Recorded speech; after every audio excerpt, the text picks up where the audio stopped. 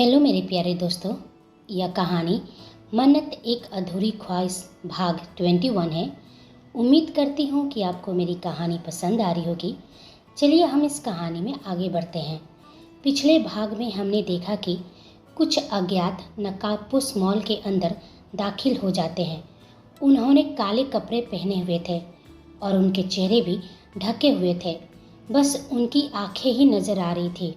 CCTV room में वेदांश, मयंक और कबीर उनकी हर हरकत पर नजर रख रहे थे। उन्हें यह समझने में देर नहीं लगी कि वे लोग किस मकसद से आए हैं। तभी वेदांश ने मयंक से कहा, मयंक, जल्दी से टॉप फ्लोर बंद करने का ऑर्डर दो। मेंटेनेंस का बहाना बनाकर लोगों को नीचे आने के लिए कहो और टॉप फ्लोर को पूरी तरह से सील कर दो। वेदांश को पता था कि टॉप फ्लोर वीआईपी लोगों के लिए है और वहाँ भीड़ कम होगी, जिससे लोगों को वहाँ से निकालना आसान हो जाएगा। मयंक ने तुरंत मैनेजिंग डायरेक्टर को फ़ोन लगाया, लेकिन बार बार कोशिश करने पर भी कोई जवाब नहीं मिला। यह देखकर मयंक को चिंता हुई और वह बोला, वेद, वह फ़ोन नहीं उठा रहे हैं। वेदांश ने कहा, अब हमारे पास समय बहुत कम है। हमें सबसे पहले सीसीटीवी कैमरे का कनेक्शन काटना होगा। सारे वायर काट दो। उसने आगे कहा, वायर को ऐसे काटो कि उन्हें शक ना हो कि कोई उन पर नज़र रख रहा है। कबीर ने सीसीटीवी के सारे वायर काट दिए, जिससे मॉल के अंदर की सारी एक्सेस बंद हो गई। उन्हें मालूम था कि अटैकर्स सबसे पहले सीसीटीवी रूम को ही अपने कंट्रोल में लेंगे। इसके बाद वेदांश, कबीर और मयंक ने अपने बिजनेस सूट उतारे। उन्होंने अंदर पहने अपने शर्ट और पैंट को थोड़ा कैजुअल किया। शर्ट के आस्तीन ऊपर चढ़ा लिए और नाक तक मास्क लगाकर भीड़ में घुस गए। उनका मकसद साफ था, सबसे पहले लोगों को सुरक्षित बाहर निकालना। भीड़ में घुलते मिलते हुए तीनों ने एक दूसरे को हल्के इशारों से संकेत दिए। वे जानते थे कि अगर अटैकर्स को भनक लग गई कि यहाँ कोई उन्हें काबू करने की कोशिश कर रहा है तो भगदड़ मच सकती है, इसलिए सब कुछ नॉर्मल दिखाना जरूरी था। वहीं मॉल के टॉप फ्लोर पर एक ब्रांड स्टोर में कियारा अपने फ्रेंड के साथ अंदर थी। स्टोर काफ़ी बड़ा और महंगा था, इसलिए यहाँ बाकी फ्लोर्स की तुलना में भीड़ बहुत कम थी। वहीं मन्नत भी उसी स्टोर में थी। पंखुड़ी थोड़ी असहज होकर बोली, मन्नू, ये स्टोर बहुत महंगा लग रहा है। हम यहाँ क्यों आए हैं? चलो नीचे चलते हैं। उसके बगल में खड़ा वैभव मुस्कुराते हुए बोला, अरे पंखू, मैं हूँ ना तेरा दोस्त, आज शॉपिंग मेरी तरफ से फ्री। पंखुड़ी ने भवे चढ़ाते हुए मुंह बनाया, नो थैंक्स, मुझे तुम्हारी फ्री सर्विस नहीं चाहिए। दोनों के बीच मजाकिया झगड़ा छिड़ गया था। वैभव अपनी आदत से बाज नहीं आ रहा था और पंखुड़ी उससे बहस करे जा रही थी। वहीं मन्नत हल्की नज़र पंखुड़ी और वैभव की बहस पर डाली, फिर सिर हिलाते हुए आगे बढ़ गई। उसके साथ आयुष भी था। आयुष कई बार कोशिश कर रहा था कि मन्नत से बात करे, लेकिन आज उसे मौका ही नहीं मिल रहा था। मन्नत के चेहरे पर हमेशा की तरह सख्ती और ध्यान था। इधर नीचे फ्लोर्स पर वेदांश, कबीर और मयंक अपने अपने हिस्से का काम शुरू कर चुके थे। वे भीड़ को धीरे धीरे सही दिशा में मूव कराते रहे, ताकि सबको लगे जैसे मैनेजमेंट की तरफ से नॉर्मल इंस्ट्रक्शन है। अभी तक अटैकर्स की नज़र उन पर नहीं गई थी, लेकिन वक्त ज़्यादा नहीं था। वे जानते थे कि जल्द ही अटैकर्स एक्टिव होंगे। स्टोर को एक्सप्लोर करते करते अचानक मन्नत और कियारा एक ही ड्रेस पर हाथ रख देती हैं। दोनों की नज़रें टकराई तो कुछ पल के लिए माहौल थम सा गया। कियारा ने हल्की सी मुस्कान और मासूमियत से कहा, अरे मन्नू, तुम भी यहाँ आई हो, अच्छा हुआ, हम साथ में शॉपिंग कर लेते हैं। लेकिन ये ड्रेस तो मेरी है, इसे पहले मैंने छुआ है और तुम तो जानती हो ना, ये ड्रेस मुझ पर कमाल की लगेगी। मन्नत भी उतनी ही मासूमियत के साथ कहा, देखा तो पहले मैंने ही था कियारा, और वैसे भी किसने कहा कि ये ड्रेस सिर्फ तुम पर ही अच्छी लगेगी? मेरे ख्याल से ये ड्रेस मुझ पर ज़्यादा जचेगी। दोनों के चेहरे पर मुस्कुराहट थी, लेकिन उनकी आंखों में छिपी हल्की सी प्रतिस्पर्धा साफ झलक रही थी। स्टोर की लेडी स्टाफ हल्की सी मुस्कुराहट के साथ उनके पास आई और बोली, please calm down ma'am, sorry to से, हमें अभी स्टोर बंद करने का इंस्ट्रक्शन मिला है। आप सबको नीचे जाने के लिए कहा गया है, तो प्लीज़ जल्दी कीजिए। कियारा ने उसे घूरते हुए पलटकर कहा, पहले हम अपना ड्रेस ट्रायल करेंगे, उसके बाद ही स्टोर बंद होगा। मत भूलिए कि हम कौन हैं, कियारा शेखावत और वेदांश राठौर की मंगेतर। स्टाफ ने झुककर आदर से कहा, ऑफ कोर्स मैम, आपको कौन नहीं जानता, लेकिन प्लीज़ थोड़ा जल्दी कीजिए। उसकी नज़र उस खूबसूरत ड्रेस पर गई जिस पर मन्नत का हाथ रखा हुआ था। मुस्कुराते हुए उसने कहा, ये हमारे स्टोर की latest and branded one and only piece है। इसकी कीमत है 1 लाख। कीमत सुनते ही मन्नत के हाथ जैसे अपने आप पीछे हट गए। कियारा ने यह देखा तो उसके चेहरे पर सातिर मुस्कान तर गई। उसने तुरंत स्टाफ से कहा, प्लीज़ इसे पैक कर दो, मैं अभी डाउन पेमेंट कर दूंगी। ओके मैम, स्टाफ बोली और ड्रेस लेकर चली गई। कियारा की आंखों में उस पल एक अजीब सी चमक थी। वह मन्नत की ओर देखती हुई बोली। उसकी आवाज़ में मासूमियत का दिखावा और शब्दों में तंज की नोक थी। आई नो मन्नू, हमारी पसंद हमेशा से एक जैसी रही है, लेकिन किस्मत हमारी एक जैसी नहीं रही। हम दोनों भले ही एक ही घर में जन्मे, लेकिन मैंने अपनी किस्मत बदली और देखो, मेरी किस्मत में मेरी हर पसंद शामिल है। कियारा का इशारा कहाँ था यह मन्नत भली भांति समझ रही थी। उसके दिल में एक चुभन उठी, आंखें हल्की सी नम हुई, मगर उसने उन्हें पलकों की ओट में छुपा लिया।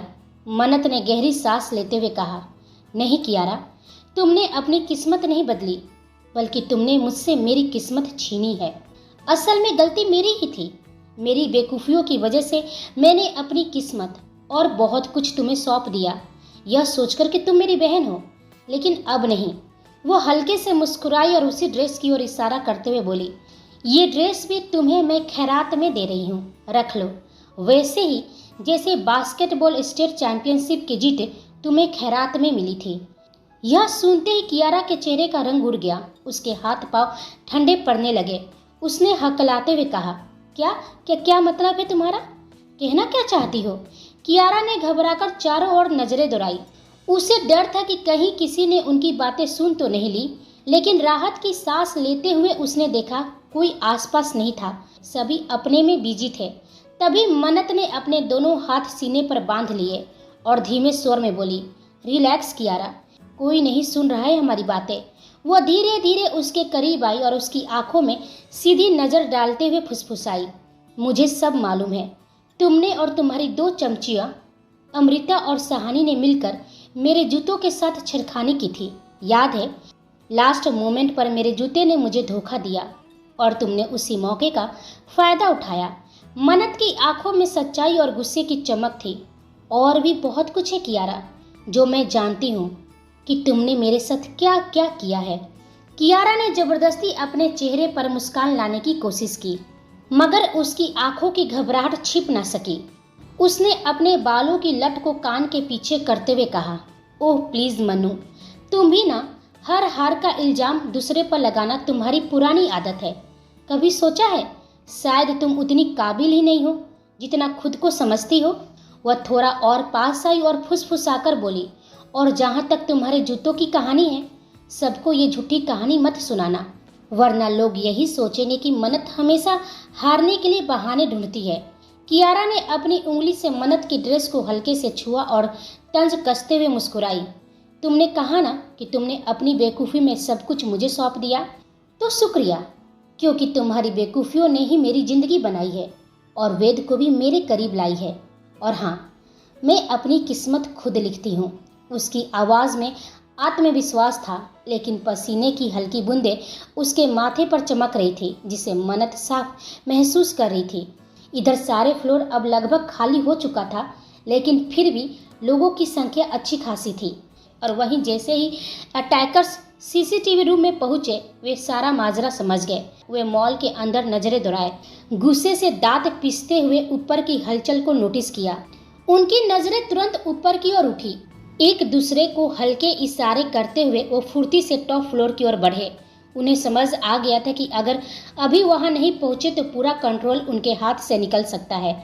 इसी बीच वेदांश की तेज नज़र भी उसी हलचल पर जा टिकी। उसने बिना वक्त गवाए ब्लूटूथ में धीमे लेकिन सख्त स्वर में कहा, मयंक, कबीर, टॉप फ्लोर पर हलचल नोटिस हुई है। लगता है अभी भी वहाँ कुछ लोग हैं।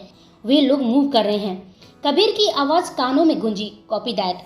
मैं लेफ्ट से मूव करता हूँ। वेदांश ने फौरन कमांड दी, मयंक, तुम सीढ़ियों का रास्ता ब्लॉक करो। किसी भी हाल में उन्हें वीआईपी सेक्शन तक नहीं पहुँचने देना है। रॉजर दैट, मयंक ने जवाब दिया। तीनों अब भीड़ में घुले मिले थे, मगर उनकी चाल, उनकी आंखों की चौकसी और ब्लूटूथ पर चल रही हल्की बातचीत बता रही थी कि वे हर कदम सोच समझकर उठा रहे हैं। वेदांश ने गहरी सांस ली और धीमे से बुदबुदाया, move right now on top floor. और अगले ही पल तीनों अलग अलग दिशाओं से टॉप फ्लोर की ओर बढ़ गए। तीनों जैसे ही वहां पहुंचे, उनके कदम एक पल को ठिठक गए। वह देर कर चुके थे। सामने का नजारा किसी बुरे सपने से कम नहीं था। अटैकर्स पहले ही अपने अपने पोजीशन पर खड़े हो चुके थे। एक बड़े स्टोर के अंदर उन्होंने वहां मौजूद सभी लोगों को जबरन इकट्ठा कर लिया था। हर किसी का मोबाइल छीनकर एक बैग में डाल दिया गया था ताकि कोई मदद ना बुला सके। लोगों के चेहरे पर दहशत साफ झलक रही थी। किसी माँ ने अपने छोटे बच्चे को सीने से कसकर लगाया हुआ था, तो कोई बुजुर्ग कांपते हुए फर्श पर बैठा था, तो कोई अपने आंसू रोकने की कोशिश कर रहा था। पूरा स्टोर खामोशी और डर की गिरफ्त में था। अटैकर्स में से एक ने अपनी बंदूक ऊपर उठाई और जोर से चीखा, सब चुप रहो, अगर किसी ने हरकत की तो अंजाम बहुत बुरा होगा। वेदांश ने हल्के से दांत भींचे और ब्लूटूथ पर धीमे स्वर में कहा, डैम, वे लोग कंट्रोल ले चुके हैं। अब एक गलत कदम और मासूमों की जान खतरे में पड़ जाएगी, सो बी केयरफुल। सिचुएशन को भांपते हुए और अटैकर्स की नज़रों में आए बिना वेदांश, कबीर और मयंक अपने अपने पोजीशन पर थे और उनकी नज़रें हर अटैकर्स के मूवमेंट पर टिक गई थी। इसी बीच उनकी नज़रें कियारा, पंखुड़ी, सहानी और अमृता पर पड़ी। वैभव और आयुष के हाथ भी बांध दिए गए थे और उन्हें चोट भी आई थी। उन सबके चेहरे पर साफ झलक रही थी परेशानी, डर और बेचैनी। शायद उन्होंने कोई कोशिश की होगी अटैकर्स के खिलाफ कुछ करने की, लेकिन अब उनकी हर हरकत अटैकर्स के कंट्रोल में थी। कबीर ने ब्लूटूथ में धीरे से पूछा, ये लोग यहाँ क्या कर रही हैं? मयंक ने हल्की मुस्कान के साथ कहा, कैसा सवाल है, मॉल में क्यों आते हैं? शॉपिंग करने, और क्या करने आई होंगी। लेकिन वेदांश की नज़रें तो कहीं और ही थी। उसकी तलाश थी मन्नत। पंखुड़ी यहीं है तो मेरी जान कहाँ है? यह सोचते ही वेदांश की धड़कनें पहले से ही कहीं तेज हो गई थी। प्लीज जान, सेफ रहना। वही मन्नत जो थोड़ी देर पहले वॉशरूम में चली गई थी, अभी भी सभी की नज़रों से ओझल थी। वेदांश के अंदर बेचैनी की लहर उठ रही थी। हर सेकेंड उसके लिए किसी चुनौती से कम नहीं था। मन्नत को मालूम ही नहीं था कि बाहर क्या हो रहा है। तभी बीच में एक लड़की ने थोड़ा साहस दिखाया और कांपती आवाज़ में बोली, देखो, हमें जाने दीजिए, प्लीज़ हमें छोड़ दीजिए, हमने आप सबका क्या बिगाड़ा है। लड़की का शरीर डर और हड़बड़ी से कांप रहा था। उसके सामने अटैकर्स का हेड अपने पंजों के बल झुका। बंदूक धीरे धीरे उसके पूरे चेहरे के पास ले जाकर फिर रहा था। उसका चेहरा काला मास्क और कपड़े से ढका हुआ था, लेकिन उसकी आंखों में जो शैतानी चमक थी वो किसी भी इंसान की रूह को थरा देने वाली थी। वह बंदूक लड़की की गर्दन के पास घुमा रहा था, हर पल किसी अनहोनी का इशारा दे रही थी। लड़की पूरी तरह पसीने से तरबतर हो गई थी। उसकी सांसें उखड़ रही थी। अटैकर ने ठंडी आवाज़ में कहा था ना चुप रहना, लेकिन लगता है तुम्हारी कान खराब हो गई है। मुझे कोई शोर बिल्कुल पसंद नहीं है। इतना कहते ही उसने ट्रिगर दबा दिया। लड़की बिना आवाज़ किए फर्श पर गिर पड़ी। उस दृश्य ने वहां मौजूद सभी लोगों के अंदर दहशत और डर का तांडव मचा दिया। सबने अपने मुंह पर हाथ रख लिए, आंखें फैलाकर देखते रहे। इधर वेदांश, कबीर और मयंक तीनों की आंखों में आग जल रही थी। उनकी मुट्ठियां इतनी कसकर बंद हो गई थी जैसे ज्वालामुखी फटने को हो। चेयर पर बैठते हुए अटैकर्स के हेड ने तेज आवाज में कहा, मैं कौन हूँ यह जानने की कोशिश मत करो। और उसके आदमी अपने साथ लाइव कैमरे ऑन करते हैं जिसे लाइव स्ट्रीमिंग हो रही थी। हमारी सरकार से कुछ डिमांड है, पूरा होते ही हम शांति से बंधकों को छोड़ देंगे और यहाँ से चले जाएंगे। मॉल के बाहर मीडिया, पुलिस और पब्लिक सभी जमा हो गए थे। टीवी पर लोग लाइव स्ट्रीमिंग देख रहे थे। वहीं राठौर और शेखावत भी टीवी पर सब देख रहे थे। उन्हें कियारा, सहानी और पंखुड़ी नजर आ रहे थे। उनकी आंखों में डर और बेचैनी साफ झलक रही थी। इसी बीच दिव्या जी बेचैनी में राजवीर जी के पास आई और रोते हुए बोली, मुझे मेरे बच्चों की जान चाहिए, उन्हें कुछ भी नहीं होना चाहिए, वरना मैं अपनी जान दे दूंगी। राजवीर ने उन्हें धीरे से सहलाया और समझाया, आप शांत हो जाइए दिव्या जी, हम जा रहे हैं। वहीं नूतन जी का भी बुरा हाल था। वह वेदांश को कॉल लगा रही थी, लेकिन उन्हें नहीं मालूम था कि वह सब भी वही हैं। तभी राजवीर जी और विनोद जी अपनी गाड़ी में बैठकर मॉल की तरफ निकल गए। यह पूरी घटना टीवी पर लाइव दिखाई जा रही थी। बेंगलोर में संध्या जी भी टीवी पर देख रही थी, लेकिन उन्हें आयुष नजर नहीं आ रहा था। उनका दिल डर और घबराहट से भरा हुआ था। वह तो यह भी नहीं जानती थी कि आयुष इस वक्त कहाँ है, इसलिए वो कई बार उसे कॉल लगा चुकी थी, मगर वो फोन उठाए कैसे, वो भी बंधक था।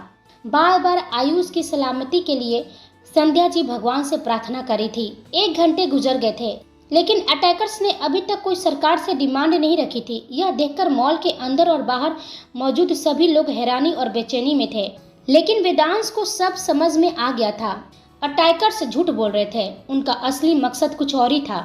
दरअसल उनका प्लान किंग यानी वेदांश को दुनिया के सामने बेनकाब करना था। उनकी असली निशाना कियारा थी। वे कियारा को टारगेट कर वेदांश की कमजोरी का फायदा उठाना चाहते थे, लेकिन वे बेहद चालाक थे।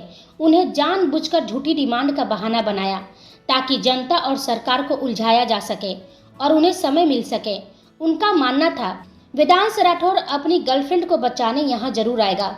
यही उनकी योजना थी। हेड अटैकर अब कोई देरी नहीं कर रहा था। वो सीधे कियारा की ओर बढ़ा। कियारा डर से फुसफुसाई, यह मेरी तरफ क्यों आ रहा है? इसी बीच वेदांश, कबीर और मयंक की नजरें तुरंत उसी पर टिकी। उनकी सांसें गहरी और नजरें पक्की थी। वेदांश अपने मन में बुदबुदाया, इन्होंने कियारा को टारगेट किया है, उनके पास उसकी पूरी जानकारी है। कबीर धीरे धीरे बोला, वेद, यह हेड मलिक का आदमी है। हमने जो प्लान बनाया था वो फेल हो गया है। ये कियारा को टारगेट कर तुम तक पहुंचना चाह रहे हैं। वेदांश अटैकर्स के हाथ में रखी बंदूक को ध्यान से स्कैन करने लगा। वो सिर्फ एक आर्म्स डीलर ही नहीं था, बल्कि एक बेहतरीन निशानेबाज भी था।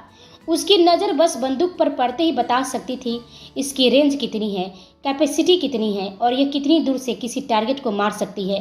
इसी बीच मन्नत, जो कुछ देर पहले वॉशरूम से बाहर आई थी, जैसे ही लौट कर आई उसने मॉल का दृश्य देखा और तुरंत एक कोने में छिप गई। अपने अंदर डर और चिंता को समेटते हुए उसने फुसफुसाया, ये सब क्या है? ये लोग कौन हैं? और अब मैं क्या करूं? मुझे फ़ोन करना चाहिए। नहीं, अगर फ़ोन किया तो किसे बुलाऊंगी? और अगर पकड़ लिए गए तो? हे भगवान, अब मैं क्या करूं? मन्नत का दिमाग तेजी से चल रहा था। उसकी आंखों में डर और बेचैनी झलक रही थी।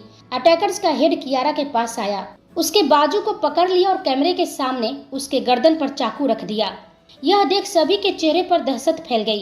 कियारा थर थर काँप रही थी, उसकी सांसें तेज और अधूरी थी। वहीं बाहर दिव्या जी का रो रोकर बुरा हाल था। राजवीर जी और विनोद जी मॉल के बाहर पहुंच गए थे और अंदर जाने की कोशिश कर रहे थे, लेकिन पुलिस और सिक्योरिटी ने उन्हें रोक लिया था। कबीर ने ब्लूटूथ में फुसफुसाते हुए कहा, वेद, अब हमें रिस्क लेना ही होगा, इससे पहले कि वो कियारा के साथ कुछ गलत करे।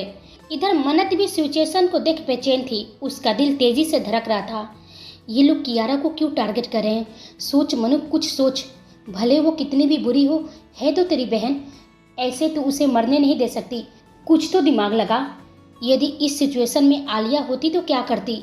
अगर सिचुएशन अपने हाथ में नहीं है और दुश्मन सामने हो तो पहले उन्हें डिस्ट्रैक्ट करो, उनके प्रेजेंस ऑफ माइंड को डिस्टर्ब करो और दूसरी ओर धीरे से शिफ्ट कर दो। आलिया की यह बातें सोचकर मन्नत धीरे धीरे सभी की नज़रों से छुपकर मॉल के एक स्टोर में घुस गई। उसने वहां रखे सामान और बार को गिराना शुरू कर दिया। यह जोरदार आवाज सुनकर अटैकर्स अचानक सावधान हो गए। हेड ने अपने एक आदमी की तरफ इशारा किया और कड़ा स्वर में कहा, देखो कौन है जो हमारे हाथों से छूट गया है। तभी वहां पर एक और अटैकर्स ने आकर कहा, हेड, हमारे कुछ आदमी गायब है। ये सुन हेड समझ गया कि उसका प्लान काम कर गया है। पक्का वेदांश राठौर यहाँ आ चुका है। इसी बीच उसकी चाकू की पकड़ कियारा के गर्दन पर तेज कस गई। उसकी एक तेज चीख निकल गई। तभी पंखुरी बीच में उठकर बोली, रुक जाइए, उसे कुछ मत कीजिए, जो करना है मेरे साथ कीजिए, प्लीज उसे छोड़ दीजिए। यह सुनते ही अटैकर्स का हेड जोर जोर से हंसने लगा। उसकी हंसी भयानक और कड़क थी, जैसे पूरे हॉल में गूंज रही हो। इधर वेदांश और कबीर को मौका मिल गया और वह तुरंत एक्शन में आ गए थे। अटैकर्स में से एक आदमी पंखुरी के बालों को अपने मुट्ठियों में जबरदस्ती दबा लेता है और उसे अपने हेड के पास खींचता हुआ कहता है, लगता है तुम्हारा इससे बहुत गहरा संबंध है ना? लेकिन तुम्हें बीच में नहीं बोलना चाहिए था। फिर उसने पंखुरी के गाल पर जोरदार थप्पड़ मारा। पंखुरी दूर फेंका गई। उसके सिर पर चोट लगी और खून बहने लगा। पंखुरी की हालत लगातार बिगड़ती जा रही थी। कबीर उसकी हालत देख रहा था। उसकी आंखों में खून उतर आया था। उसे ऐसा लगा जैसे किसी ने उसके दिल को बुरी तरह से निचोड़ दिया है। उसे आज बहुत दर्द हो रहा था। उसका सब्र जवाब देने लगा। वह आगे बढ़ा ही था कि दो अटैकर्स मन्नत को पकड़कर हेड के सामने लाकर फेंक देते हैं। हेड, यही है वो लड़की जो हमें बार बार डिस्टर्ब करी थी, हमारे हाथों से और नजरों से बार बार छूट रही थी। बहुत चालाक है। मन्नत को वहां देखकर वेदांश की सांसें अटक गई। कबीर बेचैन हो उठा। हालात अब उनके हाथों से निकलते जा रहे थे। वे तीनों चाहते तो 1 मिनट भी नहीं लगता सारे अटैकर्स को खत्म करने में, लेकिन एक गलत कदम से सैकड़ों मासूमों की जान जा सकती थी। हेड ने मन्नत के गाल पर जोरदार थप्पड़ मारा। वह थप्पड़ इतना तेज था कि मन्नत का गाल खून की तरह लाल हो गया था, लेकिन उसका दर्द वेदांश को तड़पा गया था। वेदांश ने कसकर आंखें बंद कर ली। उसकी मुठ्ठियां इतनी कस गई थी कि खून खींच आया। वही जानता था कि इस वक्त उसने खुद को कितनी मुश्किल से कंट्रोल किया है, लेकिन जैसे ही उसकी आंखें खुली उनमें सिर्फ आग थी। उसका चेहरा अब किसी इंसान के नहीं, एक राक्षस का प्रतीत हो रहा था। उसी पल आयुष चिल्ला पड़ा, छोड़ दो उसे, प्लीज छोड़ दो। हेड ने उसकी तरफ देखा और जहरीली हंसी हंसा। ओह, लगता है ये तेरा आशिक है, तभी थप्पड़ तुझे पड़ी और दर्द उसे हो रहा है। तेरी वजह से लड़की, मेरा पूरा प्लान फेल हो गया होता। अब देख मैं तेरे साथ क्या करता हूँ। पूरी दुनिया अब तेरा तमाशा देखेगी। वह कियारा को छोड़कर सीधे मन्नत के गर्दन पर चाकू रख देता है। मन्नत का दिल की धड़कनें तेज हो गई, पर उसने अपने चेहरे पर डर का एक कतरा भी नहीं आने दिया। उसके होठ तिरछी मुस्कान में उठे। उसकी मुस्कान देखकर हेड का गुस्सा 7वें आसमान पर जा पहुंचा। बहुत सियानी बन रही है, वह गुर्राया। तो अब तेरा तमाशा पूरी दुनिया देखेगा। चल, सभी के सामने कपड़े उतार। जब सबके सामने तेरे कपड़े उतरेंगे तब मैं देखूंगा कि तेरे चेहरे पर यह मुस्कान कितनी देर तक ठहरी रहती है। यह सुनकर मन्नत की सांसें थम सी गई थी। उसकी आंखें हैरानी में बड़ी हो गई थी, जैसे वक्त थम सा गया हो। उसके कानों में वही शब्द बार बार गूंज रहे थे। भीड़ में खामोशी थी, जैसे सबकी आंखें बंद हो गई हो। लेकिन अब वेदांश के लिए कुछ और मायने नहीं रखता था। उसके लिए सिर्फ और सिर्फ मन्नत थी। इसी बीच मयंक पावर हाउस तक पहुंच गया। जैसे वेदांश ने उसे इंस्ट्रक्शन दिया था, उसने झटके में पावर कट कर दिया। पूरा मॉल अंधेरे में डूब गया। अटैकर्स को कुछ समझने का मौका भी नहीं मिला। अंधेरे के साथ ही वेदांश और कबीर उन पर टूट पड़े। एक एक वार इतना सटीक था कि दुश्मनों को संभलने का मौका ही नहीं मिला। मयंक ने कुछ देर पहले ही अपने बॉडीगार्ड्स को इन्फॉर्म कर दिया था। अब मॉल चारों तरफ से घिर चुका था। अटैकर्स चारों तरफ से जाल में फंस गए थे और कुछ ही पल में पूरा खेल पलट गया। जैसे ही हेड ने देखा कि हालात उसके हाथ से निकल रहे हैं, उसका चेहरा खौफ से भर गया। अब उसे साफ समझ में आ गया था कि अब उसके पास सिर्फ एक ही रास्ता बचा है, भागना। वो अच्छे से जानता था कि अगर एक बार भी वो किंग के हाथों में आ गया तो मौत उसके लिए सबसे आसान सजा होगी। मौत भी उसे इतनी जल्दी नहीं मिलेगी, बल्कि हर पल वो तड़प तड़प कर मरेगा। लेकिन मन्नत, वो इतनी आसानी से उसे भागने देने वाली नहीं थी।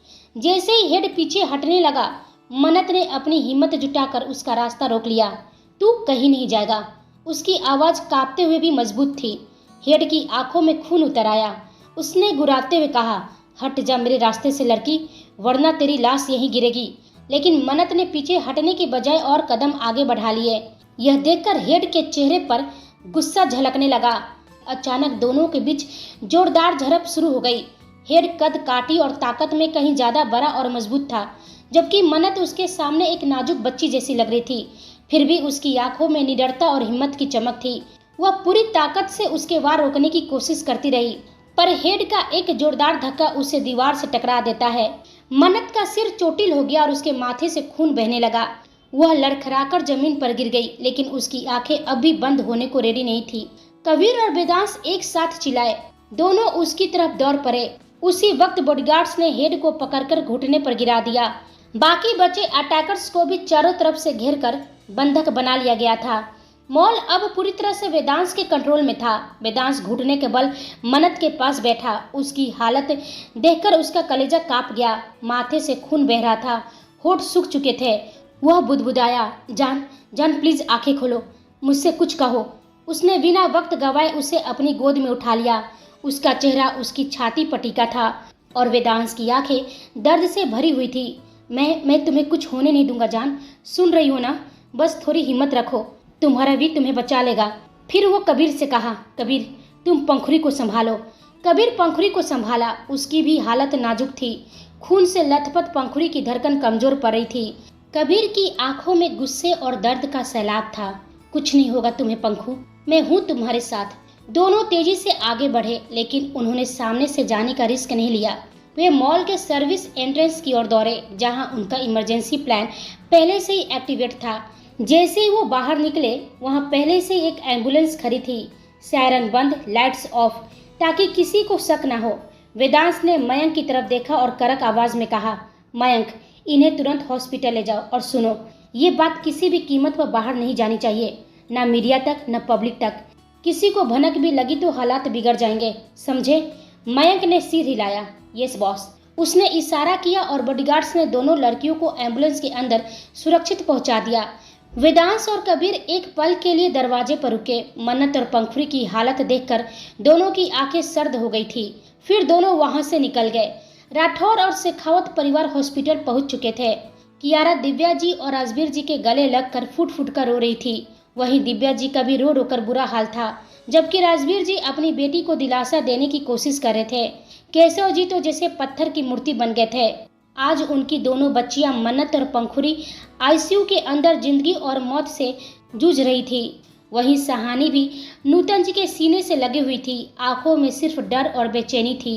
सबके मन में एक ही सवाल गूंज रहा था, आखिर उन अटैकर्स को इतनी जल्दी किसने काबू किया? क्योंकि पुलिस तो अंदर बाद में पहुंची थी।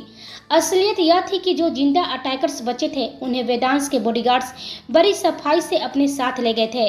वेदांश, कबीर और मयंक तीनों का कहीं नामो निशान नहीं था, न मीडिया के कैमरे में, न भीड़ की आंखों में। उनके चेहरे मास्क से ढके थे और जिस चुप्पी से उन्होंने सब अंजाम दिया, उसने सबको और उलझा दिया। तभी आईसीयू का दरवाजा खुला। डॉक्टर बाहर आए तो सब उनके चारों ओर उमड़ पड़े। केशव जी कांपते स्वर में बोले, डॉक्टर साहब कैसी है मेरी दोनों बच्चियां? वे ठीक तो है ना? डॉक्टर ने लंबी सांस लेकर कहा, चिंता मत कीजिए, दोनों अब आउट ऑफ डेंजर है। उनकी जान को कोई खतरा नहीं है। हाथ चोट गहरी है, बहुत खून बहा है, इसलिए अभी होश आने में वक्त लगेगा। उन्हें सख्त आराम की जरूरत है। यह सुनते ही सबके चेहरे पर थोड़ी राहत आई, मगर आंखों से आंसू थमने का नाम नहीं ले रहे थे। वहीं दूसरी ओर वेदांश और कबीर हॉस्पिटल नहीं गए थे, बल्कि सीधे अपने प्राइवेट खतरनाक और गुप्त ठिकाने पर पहुंचे थे। वहां चारों ओर दर्द से भरी चीखें गूंज रही थी। दोनों का चेहरे कठोर और सख्त थे और उनके कपड़ों पर अभी मन्नत और पंखुड़ी का खून लगा हुआ था। चेहरे पर मास्क चढ़ा था, इसलिए सामने वाले नहीं जानते थे कि वो दोनों कौन हैं। पकड़े गए अटैकर्स बुरी तरह से जख्मी जमीन पर पड़े करहा रहे थे। उन्हें जिस तरह से टॉर्चर किया जा रहा था, वह नजारा किसी आम इंसान का दिल दहला देने के लिए काफी था। वे हाथ जोड़कर गिड़गिड़ा रहे थे, हमें जान से मार दो, प्लीज हमें जान से मार दो, अब और दर्द बर्दाश्त नहीं कर सकते। लेकिन वेदांश के भीतर का गुस्सा और आग उन्हें कोई राहत देने को रेडी नहीं था। उसने अटैकर्स के हेड का हाथ पकड़कर बेरहमी से उसके शरीर से अलग कर दिया। वही हाथ जिसने उसकी जान को छुआ था, मन्नत को छुआ था। हेड जमीन पर तड़प रहा था, चारों ओर खून बह रहे थे। वेदांश ने ठंडी गहरी आवाज में कहा, मलिक कहाँ है? हमलावरों में से एक कांपते हुए बोला, हमें नहीं पता, हमें बस ऑर्डर मिला था कि वेदांश राठौर की मंगेतर को टारगेट करना है। कहा गया था कि वो 4 दिन बाद स्विट्जरलैंड जा रहा है। मलिक को शक था कि वेदांश राठौर ही किंग है, इसी वजह से उसने प्लान बदल दिया और वेदांश राठौर पर अटैक करने की बजाय उसकी मंगेतर को निशाना बनाने का आदेश दिया। हमें खबर मिली थी कि उसकी मंगेतर उसी मॉल में शॉपिंग के लिए जा रही है। हमारा टारगेट सिर्फ और सिर्फ उसकी मंगेतर थी। यह सुनकर वेदांश के होठों पर एक रहस्यमयी मुस्कान तर गई। उसने धीमे मगर खौफनाक लहजे में कहा, शिव, इनकी बॉडी किसी को नहीं मिलनी चाहिए। और हाँ, मलिक का शक सही है, मैं ही हूँ किंग, वेदांश राठौर। इतना कहकर उसने ठंडी हंसी लगाई। उसकी हंसी सुनते ही अटैकर्स की आंखों में खौफ की लकीरें साफ दिखने लगी। कुछ ही पलों बाद कबीर और वेदांश ने अपने खून से सने कपड़े बदल डाले और हॉस्पिटल के लिए निकल गए। पीछे बस अटैकर्स की चीखों और मौत की सन्नाटेदार गूंज बची थी, जो धीरे धीरे शांत हो गई। इधर धीरे धीरे पंखुड़ी को होश आने लगा। उसने जैसे तैसे अपनी भारी पलकों को खोला तो देखा उसके हाथ थामे कबीर वहीं बैठा था। उसकी आंखों में बेचैनी और उसे खोने का डर साफ झलक रहा था। पंखुड़ी की आंखें भर आई। वह कुछ कहने ही वाली थी कि कबीर ने तुरंत उसकी हथेली को दबाते हुए कहा, कुछ भी कहने की जरूरत नहीं है, अभी तुम बोलने की हालत में नहीं हो। लेकिन पंखुड़ी ने टूटी आवाज में पूछा, मनु मनु कैसी है? कबीर की आंखों में दर्द उतर आया। ना चाहते हुए भी उसकी आंखें नम हो गई। उसने भारी आवाज में कहा, ठीक है वो, प्लीज अब और कोई सवाल मत करो, शांत रहो, तुम्हें रेस्ट की सख्त जरूरत है। लेकिन वही मन्नत को अभी तक होश नहीं आया था। हर बित्ता पल सभी के लिए भारी था। वेदांश का चेहरा बिल्कुल निर्विकार था, जैसे किसी भी तरह की भावना से खाली। दिव्या जी और राजवीर जी की भी हालत खराब थी। दिव्या जी की आंखों से लगातार आंसू बह रहे थे, जबकि राजवीर जी अपने आंसुओं को बहुत मुश्किल से रोक पा रहे थे। कियारा धीरे से वेदांश के पास आई और उसके कंधे पर हाथ रखकर बोली, वेद, आप ठीक है, आप यहाँ की चिंता मत कीजिए, आपको घर चले जाना चाहिए। आंटी और सहानी बहुत परेशान होंगे, उन्हें आपकी जरूरत है। वेदांश ने एक शब्द भी नहीं कहा। उसने बस अपनी ठंडी नजरों से कियारा को देखा। उस नजर में इतनी गहराई और अजीब सा बोझ था कि कियारा कांप गई और तुरंत पीछे हट गई। इधर मन्नत बेहोश थी, लेकिन उसकी चेतना में बार बार एक ही आवाज गूंज रही थी, अपने कपड़े उतारो। उसकी बंद पलकों के नीचे आंखों की पुतलियां तेजी से हिल रही थी। दिल की धड़कन असामान्य रूप से तेज हो गई थी। सांसें उखड़ने लगी थी। हाथ बेकाबू होकर कांप रहे थे। डॉक्टर ने तुरंत मॉनिटर चेक किया और दौड़कर उसकी ओर बढ़े। वहीं आईसीयू के बाहर सभी हैरान और परेशान थे। वेदांश की आंखें सर्द हो गई थी, उसकी मुठ्ठियां कस गई थी। क्या होगा कहानी में आगे? आखिर क्या वेदांश के सामने मन्नत का खुलेगा पास्ट? कौन से दर्द से मन्नत गुजर रही थी? क्या हुआ था उसके साथ? यह हम सब जानेंगे अगले भाग में। तब तक आप हमारे चैनल के साथ बने रहिए। लाइक, शेयर, कमेंट और सब्सक्राइब करना बिल्कुल ना भूलें। आप सभी को मेरी कहानी सुनने के लिए धन्यवाद।